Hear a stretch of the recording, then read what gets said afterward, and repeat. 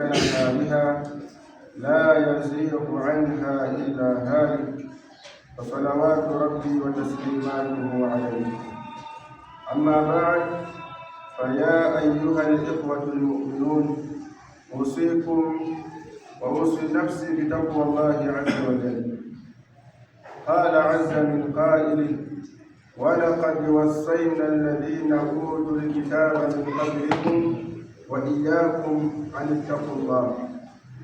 وقال أيضا: يا أيها الناس اتقوا ربكم الذي خلقكم من نفس واحدة وخلق منها زوجها وبث منهما رجالا كثيرا ونساء، واتقوا الله الذي تساءلون به والأرحام إن الله كان عليكم رقيبا. وقال صلى الله عليه وسلم: إن أصدق الحديث كتاب الله، وخير الهدي هدي محمد صلى الله عليه وسلم، وشر الأمور محدثاتها، وكل محدثة بدعة، وكل بدعة ضلالة، وكل ضلالة في النار. اللهم إنا نعوذ بك من عذاب النار. أحباب رسول الله صلى الله عليه وسلم, baada ya kumhimidi Allah subhanahu wa ta'ala na kumtakia sala na amani Mtume Muhammad sallallahu alayhi wasallam, nimehusia nafsi yangu na zenu kwa jambo la kumcha Allah subhanahu wa ta'ala, kwa sababu kumwogopa Allah subhanahu wa ta'ala ni miongoni mwa wasia wake. Allah subhanahu wa ta'ala aliwahusia umma zilizotangulia na ummatu Muhammad sallallahu alayhi wasallam. Ahbaba Rasulillah sallallahu alayhi wasallam, jambo la takwa min asbabil falah. Mtu akiishi kwa kumcha Allah subhanahu wa ta'ala, basi Allah anampatia ufaulu hapa duniani na kesho mbele yake Allah subhanahu wa ta'ala. Tunamwomba Allah subhanahu wa ta'ala atujalie miongoni mwa watu ambao kwamba wanamuogopa. Wala uridu an adhhaba minkum ba'ida, wala sitaki kwenda mbali na nyinyi. Tutakuwa ni wenye kuingia kwenye maudhui yetu ya leo biidhnillahi ta'ala. Wa mawdu'atuna al-yawm unwanuha yaqul ni'matul amn. Ndugu wa Islam, kutambulisha maudhui yetu ya leo, unwani yake tutakuwa tunazungumzia neema ya amani. Neema ya amani, kwa sababu malengo ya hutuba ni kuzungumzia mambo ambayo kwamba inajiri wakati huo, ama mada ambayo kwamba inaendelea kwenye mji wetu. Na bila shaka mji wetu ama nchi yetu ya Uganda kwenye mwaka huu, mwezi huu wa kwanza, mwezi wa Januari tarehe 15, tutakuwa ni wenye kuingia kwenye uchaguzi mkubwa. Nchi nzima tutakuwa ni wenye kuingia kwenye uchaguzi. Malengo yangu si kuzungumzia mambo ya uchaguzi, isipokuwa malengo yangu ni kuzungumzia ama ni kuhimizana jambo la amani. Ikhwa fillah, jambo la amani. Na mtu huenda kajiuliza kwa nini tunazungumzia amani. Ndugu Waislamu, amani ni jambo ambalo kwamba ni muhimu sana. Wewe hauwezi kuketi hapa kumwabudu Allah subhanahu wa ta'ala ikiwa hakuna amani, wala hauwezi kuishi kwenye biashara yako, kufungua duka yako ama biashara yoyote ikiwa mji ambao kwamba unaishi hakuna amani. Wallahi haiwezekani. Hata nyumba yako ambayo kwamba umejenga, umeweka pesa nyingi, hauwezi ukastarehe ndani yake ikiwa hakuna amani. Ikhwa fillah, na ukitaka ushahidi, angalia nchi ambazo kwamba hivi sasa hazina amani. Mathalan, nchi ambayo kwamba ni ya Libya, walikuwa wanaishi kwa amani, alhamdulillah, wako vizuri. Lakini baada ya kupigwa na mtihani, Allah kaleta hali ambayo kwamba ilitokea hivi sasa mtu ya Libya hana amani. wala wewe hauwezi kuambiwa ya kwamba unapelekwa Libya kufanya kazi ama kusoma ukakubali. Kwa sababu gani? Hakuna usalama iko filani. Ama nchi ambayo kwamba ni jirani yetu, nchi ya Sudan, angalia, amani ilikuwa alhamdulillah, lakini hivi sasa amani hakuna. Angalia nchi mbalimbali, angalia nchi ya Kongo, angalia nchi ya ndugu zetu Somalia, hakuna amani. Kwa hiyo pia ukiwa hapa Uganda, usiwe ni mwenye kukufuru kwa neema ambayo kwamba umepewa na Allah subhanahu wa ta'ala.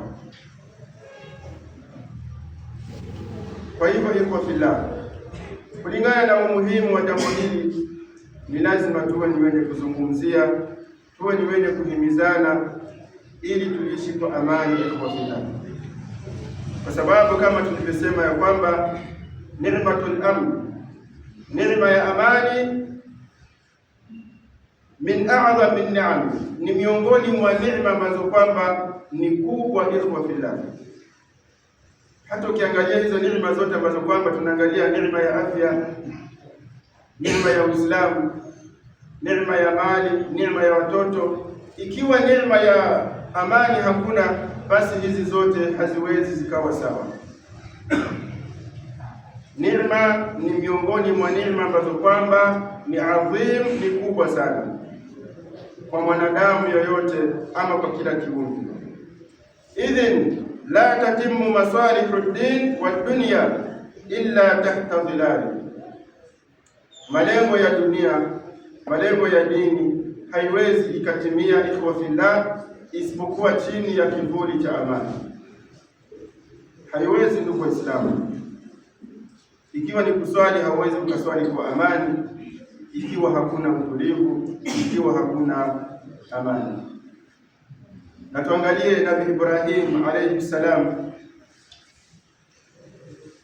alipomwomba Allah subhanahu wa ta'ala, qailan, akisema, ya Rab, ewe Mola wangu, ij'al hadha baladan au ij'al hadha albalada, walbalad huna Makka. Alikuwa akiombea mji wa Makka. Nabii Ibrahim anamwomba Allah subhanahu wa ta'ala, ij'al hadha baladan amina min al-khawf, mjalie ewe Allah subhanahu wa ta'ala huu mji wa Makka uwe ni mji ambao kwamba umesalimika na balaa, uwe ni mji ambao kwamba uko na amani, uwe ni mji ambao kwamba hauna hofu. Na hivi sasa mji wa Makka ingekuwa na hofu, hatungekuwa tunaenda kufanya hija wala umra. Lakini kwa sababu kuna amani, kuna utulivu, na tunamwomba Allah subhanahu wa ta'ala azidishe amani na utulivu kwenye nchi ya Saudia, ndio maana tunaenda kufanya hija, tunaenda kufanya umra, wenye kusoma wanaenda wakiwa na amani iko fillah. Hiyo yote inaonyesha kwamba bila amani hakukaliki iko fillah. Kwa hivyo ndugu Waislamu, Nabii Ibrahim, Allah subhanahu wa ta'ala anatuambia na kuhadithia story ya Nabii Ibrahim kwenye suratul Baqara aya 126. Wa idh qala Ibrahim, kumbuka Allah anamwambia Mtume Muhammad sallallahu alaihi wasallam, ewe mjumbe wangu, kumbuka nini? Idh qala Ibrahim, aliposema Nabii Ibrahim, Rabbi ij'al hadha baladan amina, ewe Mola wangu, ijalie mji huu ambaye kwamba tumesema ni mji wa Makka, aminan, uwe ni mji wa amani, uwe ni mji ambaye kwamba ni mtulivu iko fillah. Kisha akasema warzuqu ahlahu min ath-thamarat. Angalia umuhimu wa neema iko fillah. Nabii Ibrahim pamoja najua kwamba matunda nini, chakula ni muhimu kwa binadamu, lakini alitanguliza jambo ambalo kwamba ni la muhimu sana.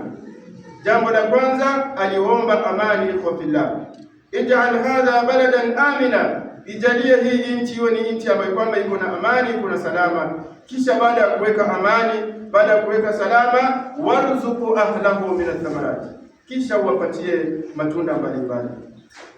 Ina maana bila ya amani hata hayo matunda hayatakikani.